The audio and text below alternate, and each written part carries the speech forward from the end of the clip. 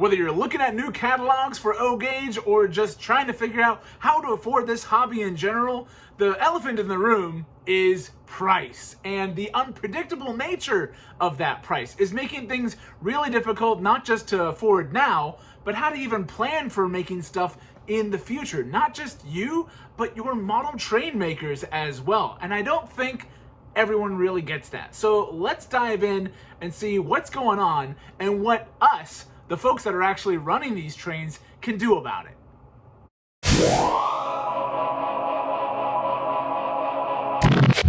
Welcome to Datify, glad you're here. It's kind of a crazy time right now, at least in summer of 2025.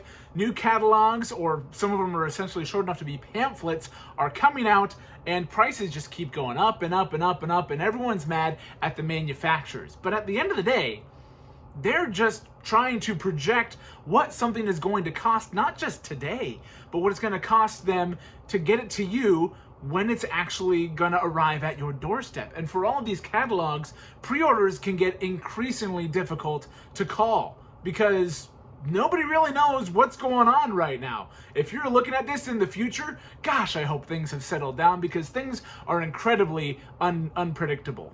It's really difficult for a manufacturer to say today what something is going to cost 9, 10, 12 months down the road when it finally arrives at your doorstep. Because if they get that prediction wrong, and they get that wrong in a way that's not favorable to them, either they end up eating the cost, or they try and pass that cost off onto you and hope that you're willing to pay for it. Because folks have backed out of pre-orders and all sorts of other stuff, and then all you're left with is all this unsold stuff.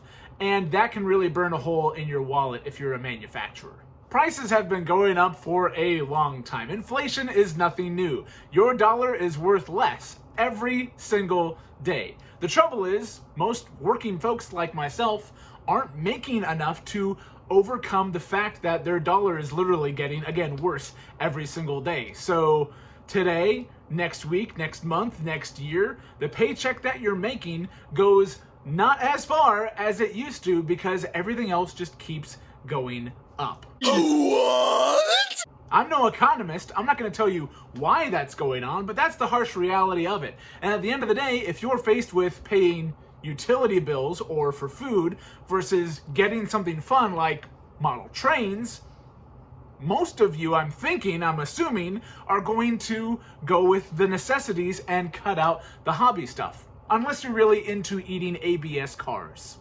I don't recommend it.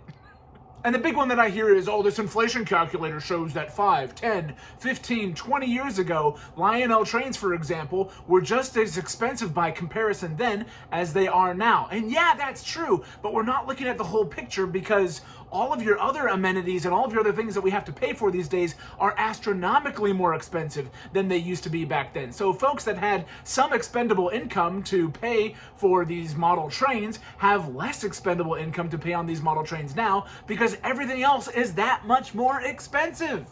I've seen some catalogs come out recently, no doubt you have as well, and I don't know how they're able to put price tags on the stuff for Lionel with the uncertainty of what things look like. And I even looked at third rail because, in case you forgot, I do have a brass locomotive.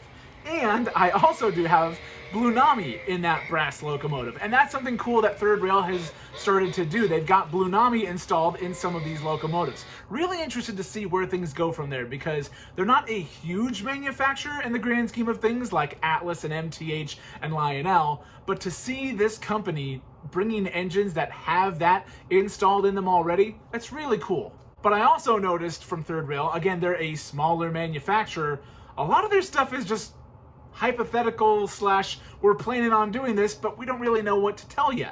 And that's a little bit unsettling for a person looking to order something. What's the price? What's this thing gonna run on? When are they going to be delivered? These are things that other bigger manufacturers are somehow able to tell you in their catalogs. So it can get confusing looking at something like the third rail catalog and being like, how do I know what I'm getting? And that's part of the problem as the consumer, as the guys like us that are running these trains.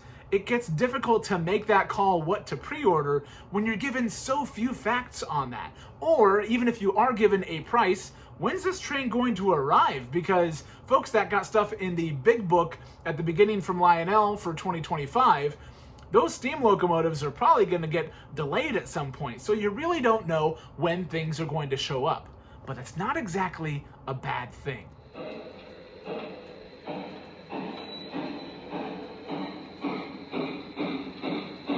Model railroading is expensive regardless. I've got a lot of secondhand stuff here, thankfully, and that does help keep the cost down for me. Plus, those items that are pre-owned aren't subjected to, different taxes and tariffs and stuff like that because they're already here in the US. So I don't have to worry about the price going up or down on those things unless things get really crazy and the secondhand market starts to go up as a result. I've worked in the automotive industry for a long time, so I've seen stuff like that happen where there's not enough new products to meet demand, and so as a result, demand for used stuff goes up, and that drives up the prices. However, stuff like that you want to be careful of because these kind of bubble increases can be really kind of difficult to recuperate your money on should you decide later on. That's another thing that I'm kind of concerned with all these higher prices on newer trains that have tariffs and such worked into the price on them, because hopefully those tariffs go away.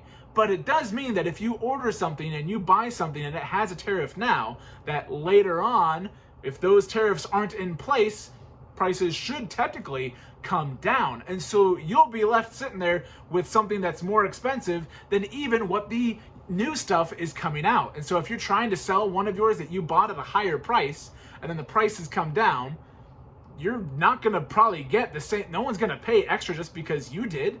So it's a little bit riskier purchasing trains that are more expensive with things like a tariff attached to them, because your resale value could potentially be hurt and you could kind of be upside down on it. I'm not saying that model trains is something where you buy something and it's worth more in the future. That happens sometimes on highly collectible stuff, but for the most part, you buy something, you run it, you sell it for a lower cost. But that does beg the question, what can you do as a consumer to protect yourself on things like this? Now, first of all, you could just keep going used like I do. You could jump on trains.com, who've been great supporters of the channel, by the way. Use my code if you haven't already to save yourself $10 off of any order of $50 or more. It's a one-time use code, so if you've already used it, thank you. But you can use all sorts of other online sites or go to train shows and see these things in the flesh and inspect them and check all that stuff out and take advantage of all the resources that you have where you live or just at your fingertips on your favorite auction sites and stuff like that. But also, if you're still pre-ordering stuff, you can take a tip from my buddy Art with Art's Model Trains and actually financially prepare for these things, because there's nothing more fun than buying a super expensive train and then putting that train on a credit card and getting a bunch of interest and paying even more for the thing over time. Plan for these expenses. Plus, if these things get delayed, then that's just more time you have to financially prepare for these purchases, because I've seen the prices of that catalog. You're going to need to take out a 30-year fixed home mortgage on some of those things. It's getting nuts on new model trains. But again, if you have that time, 9 months, 10 months, 12 months, some of these things are going to be arriving, more than a year later, especially if you look at some of the third rail stuff. I've seen the 2026 number thrown around there plenty of times. It's, next year and then some for some of these products. Take that time to financially prepare for what you're going to get. And that brings me to the thing that actually helps everybody. If you want these trains, if you want pre-ordered stuff especially, then this is your time to tell the manufacturers that yes, you want this, so that way A, they can have confidence in what they're bringing to market, and B, you can be financially prepared to buy that thing when it shows up. It's a win-win, because if we just sit back and wait for things to happen, and we don't tell the manufacturers anything, we don't pre-order anything, then that doesn't give them confidence to release more stuff to us. This is a very touch and go economy right now. And if you're in manufacturing, my hat is off to you, regardless of whether I'm not wearing one right now or not, because this has got to be a nightmare to try and navigate, especially if you're a smaller manufacturer. But us, the consumer, can be in your back pocket if we're not so busy freaking about the price of things. The price of things is already going up. it's just going up around us faster, and that makes it harder for things like these models that we're into, these 3-rail trains. It makes it harder to fit that into our budgets. Instead of getting, 3 things, maybe you only get 1 thing from the catalog. Instead of, getting this, maybe get that instead. Maybe go secondhand this time around and try and find it again later. There's a bunch of ways that you can still, add to your roster and have fun with this hobby. And not all of it has to be purchasing stuff, but if what you want to do is get stuff, you can plan for this stuff and give the manufacturers the confidence they need in order to make more of this stuff in the future by placing an order for this stuff. So if you like what you see, but you're like, I can't afford that today, neither can I, because I haven't planned for it yet. This is your opportunity to do that. And I urge you guys to do that, because if nobody's buying model trains, then eventually nobody's going to be making model trains.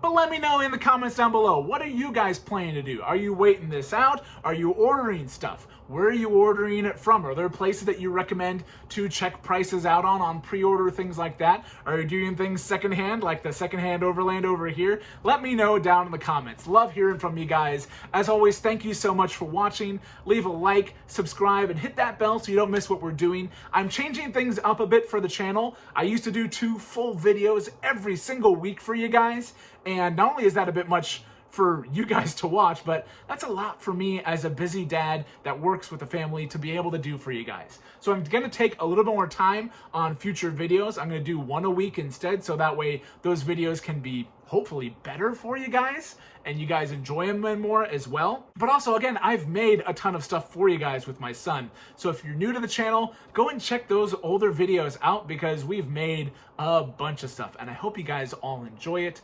We'll see you on the next one.